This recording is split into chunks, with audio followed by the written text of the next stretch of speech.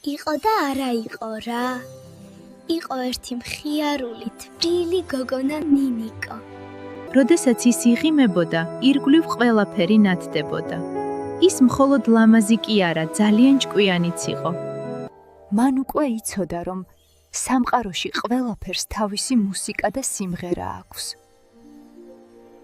ერთ მზიან დილას ნინიკომ თავისი საყვარელი იასამნისფერი კაბა ჩაიცვა და ჯადოსნურ ტყეში სასეირნოდ გაემართა. მის კაბაზე ორი პატარა დათუნია ეხატა, რომლებიც ნინიკოს ჩუმად მელოდიებს უღიღინებდნენ ხოლმე.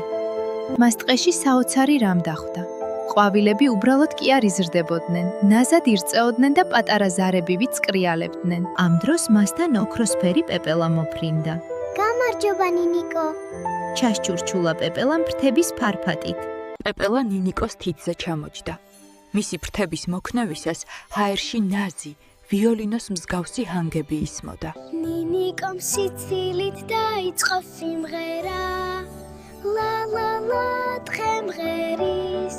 რაც უფრო მეც მღეროდა, მით უფრო კაშკაშა ხდებოდა ფერები მის ირგვლივ. ცისფერი ყვავილები ბანს აძლევდნენ, ვარდისფერი ყვავილები მაღალ ნოტებს მღეროდნენ, ხეები კი ფოთლების შრიალით აყოლებდნენ რიტმს.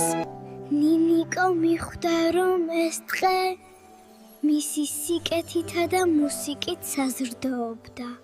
მან თავისი პატარა თბილი ხელები ყვავილებს შეახო და ყველას მშვიდობიანი დღე უსურვა. იმ დღის შემდეგ ნინიკოს მუსიკალურ გოგონას ეძახდნენ. მან იცოდა მთავარი საიდუმლო. თუ გულით მღერი და სამყაროს სიყვარულით უყურებ, შენს ირგვლივ ყველაფერი ამღერდება.